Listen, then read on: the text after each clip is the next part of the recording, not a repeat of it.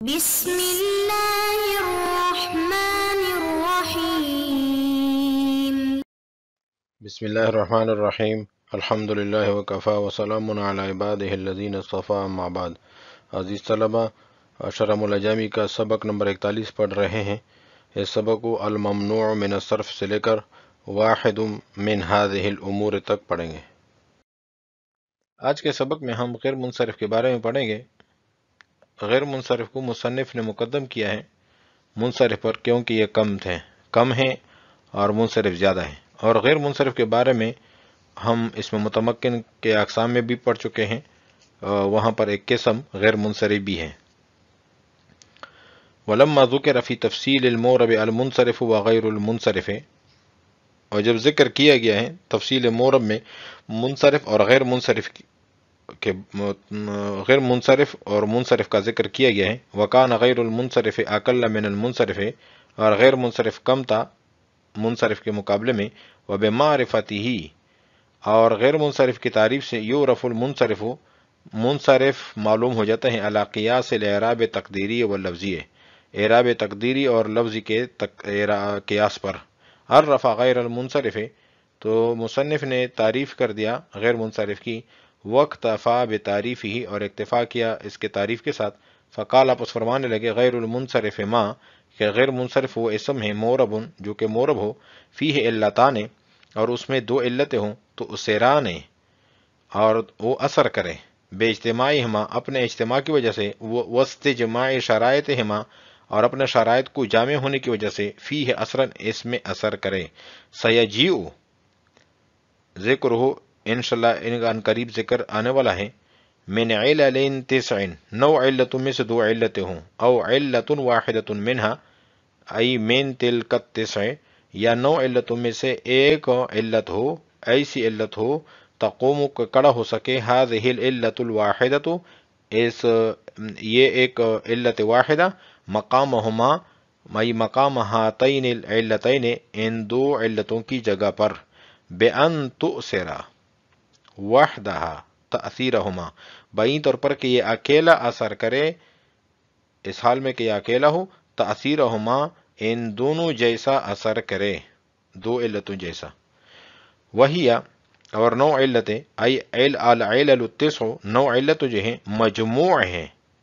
مجموع ہے اس چیز کا جو فی ہذین البیتین من الامور التسعہ، جو 9 امور میں سے جو بیت میں ذکر ہیں، جو 9 امور ذکر ہیں ان کا مجموعہ 9 علتیں ہیں، لا کل واحد منہما، نہ کہ ہر علت 9 ہیں، حتی یقال، یہاں تک کہ کہا جائے، لا یصح الحکم علی العلل التسع، کہ حکم لگانا صحیح نہیں ہے علل التسع پر، 9 علتوں پر، بکل واحد من هذه الامور، ان امور میں سے ہر ایک پر، تو یہ ہر ایک علت کو 9 نہیں کہہ سکتے، بلکہ تمام کا مجموعہ جو ہیں وہ 9 علتیں ہیں۔ یہاں سے مصنف جو ہے غیر منصرف کی تعریف شروع کر رہے ہیں، حالانکہ اس میں مورب کی تفصیل میں ہم کچھ نہ کچھ غیر منصرف کے بارے میں پڑھ چکے ہیں کہ وہاں پر غیر منصرف کی قسم کی صورت میں موجود ہیں، اس میں متمکن کے اقسام میں سے ایک قسم غیر منصرف بھی ہے، تو اور غیر منصرف کو مقدم کیا ہے منصرف پر، کیونکہ غیر منصرف جو ہیں وہ کم ہے اور منصرف زیادہ ہیں، اس لیے آسانی کے واسطے غیر منصرف کو مقدم کر دیا ہے۔ ولما ذکر فی تفصیل المورب المنصرف وغیر المنصرف، اور جب ذکر کیا گیا ہے مورب کی تفصیل میں منصرف کا بھی اور غیر منصرف کا ذکر کیا گیا ہے، وکان غیر المنصرف اقل من المنصرف، اور غیر منصرف جو ہیں یہ منصرف کے مقابلے میں کم ہیں، وبمعرفتہ، اور غیر منصرف کی تعریف سے یعرف المنصرف، منصرف معلوم ہو جاتے ہیں، علی قیاس الاعراب تقدیری و لفظی، اعراب تقدیری اور لفظ کے قیاس پر۔ عرف غیر المنصرف، تو مصنف نے غیر منصرف کی تعریف کی، واکتفا بتعریفہ، اور صرف جو ہے غیر منصرف کی تعریف پر اکتفا کیا، فقال، پس فرمانے لگے، غیر المنصرف ما، ای اسم مورب، یہ عبارت جو ہے ایک سوال مقدر کا جواب ہے۔ سوال یہ ہوتا ہے کہ غیر منصرف جو ہیں غیر المنصرف، یہ مبتدا ہیں، اور ما فیہ علتان یہ خبر ہیں، حالانکہ غیر المنصرف مبتدا نکرہ ہیں، کیونکہ غیر جتنا بھی معرفی کی طرف مضاف ہو اتنا ہی نکرہ ہوتا ہے۔ ہاں یہ بات ہے کہ جب نکرہ کی اضافت معرفہ کی طرف ہو تو نکرہ مخصصہ ہو جاتا ہے، تو مبتدا نکرہ مخصصہ ہے، اور ما سے متبادر طور پر ہمیں جو ذہن میں جلدی بات آتی ہے وہ ما موصولہ کی طرف ہمارا ذہن جلدی آ جاتا ہے کہ یہ ما موصولہ ہیں، اور ما موصولہ معرفہ ہوتی ہے، تو مبتدا نکرہ مخصصہ ہیں اور خبر معرفہ ہیں، اور اس طرح کرنا صحیح نہیں ہوتا، جائز نہیں ہوتا، بلکہ باطل ہوتا ہے۔ تو اس کا جواب یہ ہے کہ یہ ما موصولہ نہیں ہے بلکہ ما موصوفہ ہے، اور ما موصوفہ نکرہ کے حکم میں ہوتا ہے، اور مبتدا نکرہ مخصصہ ہو اور خبر نکرہ ہو تو یہ جائز ہوتا ہے۔ پھر سوال ہوتا ہے کہ ما سے مراد عام ہے یعنی شیء،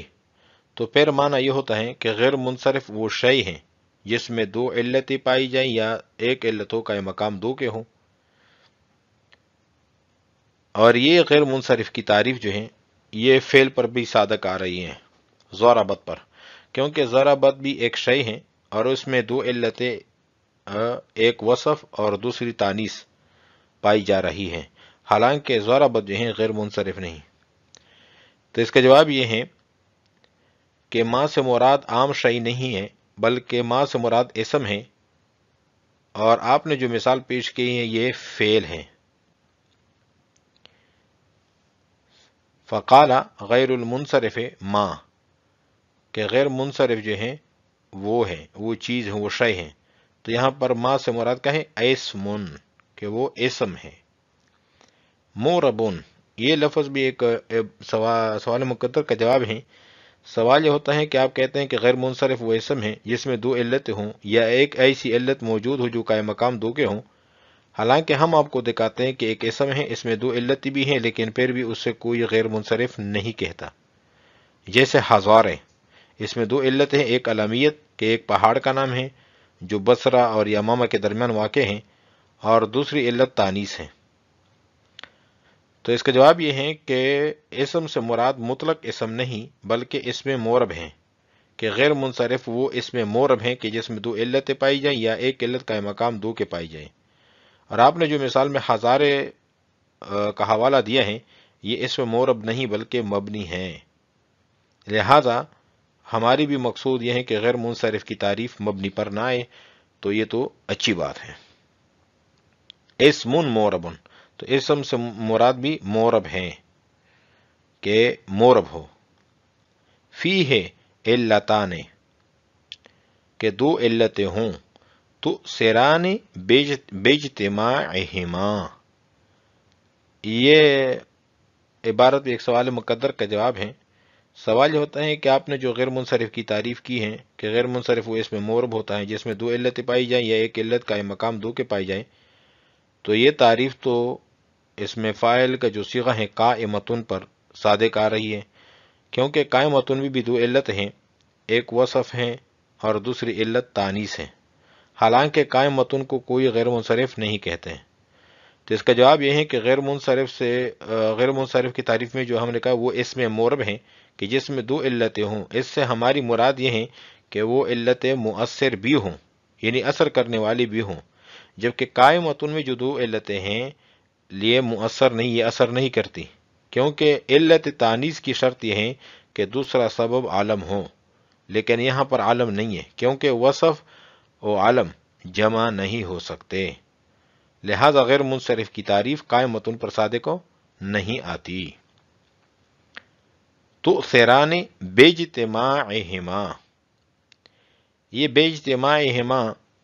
لفظ جو ہے یہ بھی ایک سوال مقدر کا جواب ہے۔ سوال یہ ہوتا ہے کہ آپ کا یہ کہنا ہے کہ غیر منصرف وہ اس میں مورب ہے جس میں دو علتیں پائی جائیں اور یا ایک علت دو کے قائم مقام ہو، یہ درست نہیں ہے، کیونکہ یہ تعریف غیر منصرف ہو تو کسی بھی اس میں غیر منصرف پر صادق نہیں آتی۔ مثلا طلحہ اس میں دو علتیں، ایک علامیت ہے اور دوسری تانیث ہے، یہ دونوں ہی غیر مؤثر ہیں، کیونکہ اگر علامیت مؤثر ہوتی تو زید غیر منصرف ہوتا، زید غیر منصرف ہوتا، کیونکہ علامیت تو اس میں پائی جا رہی ہے، اور اگر تانیث مؤثر ہوتی تو قائمۃ غیر منصرف ہوتا، کیونکہ اس میں تانیث تو پائی جا رہی ہے۔ تو اس کا جواب یہ ہے کہ یہ جو ہم نے کہا ہے کہ غیر منصرف میں دو علتیں ہوں اور مؤثر ہوں، اس سے ہماری مراد یہ ہے کہ وہ اجتماعی طور پر اثر کرے، اور یہاں پر آپ جو بات کر رہے ہیں یہ تو انفرادی ہیں، اور انفرادی اثر کی کوئی حیثیت نہیں ہوتی۔ تو سیرانے کے اثر کرے باجتماعہما، اپنے اجتماع کے ساتھ، یہ نہیں ہے کہ علم ہو تو صرف علم اثر کرے تو اس کی وجہ سے غیر منصرف بن جاتا ہے، بلکہ دونوں اجتماعی طور پر اثر کرے۔ واستجماع شرائطہما، اور اپنے شرائط کو جامع ہونے کی وجہ سے۔ یہ عبارت میں ایک سوال مقدر کا جواب ہے۔ سوال یہ ہوتا ہے کہ آپ نے کہا کہ غیر منصرف وہ اس میں مورب ہے جس میں دو علتیں ہوں اور یا ایک علت ہو کا مقام دو کے ہوں۔ یہ درست نہیں ہے، کیونکہ ہم آپ کو دکھاتے اس میں مورب ہے، اس میں دو علتیں ہیں اور اجتماعی طور پر مؤثر ہے، لیکن پھر بھی وہ اس میں مورب غیر منصرف نہیں بلکہ منصرف ہیں۔ جیسے نوح، اس میں دو علتیں مؤثر ہیں اور اجتماعی طور پر ہیں، ایک علم ہے اور دوسری علت عجمہ ہے، حالانکہ یہ منصرف ہیں، غیر منصرف نہیں ہے۔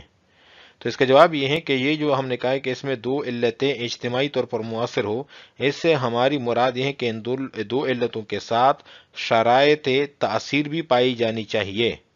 اور نوح میں عجمہ کی شرط تاثیر نہیں پائی جاتی، کیونکہ عجمہ کی تاثیر کے لیے شرط یہ ہے کہ وہ اسم متحرک الاوسط ہو یا زائد علی الثلاثہ ہو، اور نوح نہ متحرک الاوسط ہے اور نہ ہی زائد علی الثلاثہ ہے، لہٰذا نوح پر غیر منصرف کی تعریف صادق نہیں آتی۔ تو یہ اچھی بات ہے۔ واستجماع شرائطہما فیہ اثرا، اور اپنے شرائط کو جامع ہونے کی وجہ سے اثر کرے۔ سیجیء ذکر، انشاءاللہ اس کا ذکر آ رہا ہے۔ من علل تسع، 9 علتوں میں سے 2 علتیں ہوں، او علت واحدۃ منہا، یا ایک علت ہو 9 علتوں میں سے، تقوم مقامہما، کہ کھڑا ہو سکے وہ ایک علت ہو ان دو کی جگہ پر، ان 2 علتوں کی جگہ پر۔ بِأَن تُؤْثِرُ وَحْدَهَا تَأْثِيرَهُمَا، بائیں طور پر کہ یہ اکیلا ایسا اثر کرے، اس حال میں کہ یہ اکیلا ہو، بِأَن تُؤْثِرُ کہ اثر کرے، وَحْدَهَا اس حال میں کہ یہ اکیلا ہو، تَأْثِيرَهُمَا ان 2 علتوں جیسا اثر کرے۔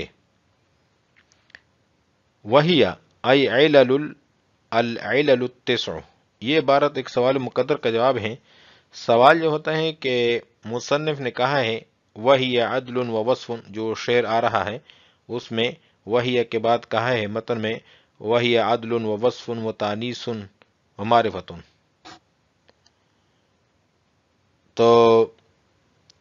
یہ یہاں پر اعتراض یہ ہو رہا ہے کہ ہی ضمیر جو کہ مبتدا ہے، اس کا مرجع تسع ہے، اور عدل وصف وغیرہ میں سے ہر ایک خبر ہے، تو ہر ایک کا خبر کا حمل تسع پر ہوا، اور اس بنا پر معنی یہ ہوگا کہ 9 عدل ہیں، 9 وصف ہیں اور 9 تانیث ہیں وغیرہ وغیرہ، حالانکہ مقصود یہ مطلوب نہیں ہے۔ اس کا جواب یہ ہے کہ یہ معنی اس وقت حاصل ہوگا جب عدل، وصف وغیرہ میں سے ہر ایک کو خبر قرار دیں، حالانکہ ان میں سے ہر ایک خبر نہیں، بلکہ معطوف علیہ اپنے تمام معطوفات سے مل کر مجموعہ جو ہیں یہ خبر ہیں۔ العلل التسع مجموع، یہ جو 9 علتیں ہیں یہ مجموعہ ہے اس چیز کا، فی ہذین البیتین، اس چیز سے مراد امور 9 ہیں، یعنی مجموعہ ہے ان امور 9 کا، فی ہذین البیتین، جو ان 2 بیتوں میں 2 اشعار جو ہیں ان میں موجود ہیں، اور 2 شعر اگلے صفحے پر آ رہے ہیں۔ لا کل واحد منہما، نہ کہ ان میں سے ہر ایک وہ خبر بن رہا ہے، حتی یقال، یہاں تک کہ کہا جائے، لا یصح الحکم، کہ حکم لگانا صحیح نہیں ہے، علی العلل التسع، 9 علتوں پر، بکل واحد من هذه الامور، امور 9 میں سے ہر ایک پر 9 علتوں والا حکم لگا دے کہ عدل بھی 9 ہے، وصف بھی 9 ہے، تانیث بھی 9 ہے، تو اس طرح نہیں ہے۔ آج ہم نے پڑھا ہے الممنوع من الصرف سے لے کر واحد من هذه الامور تک۔ وعلیکم السلام ورحمۃ اللہ تعالی وبرکاتہ۔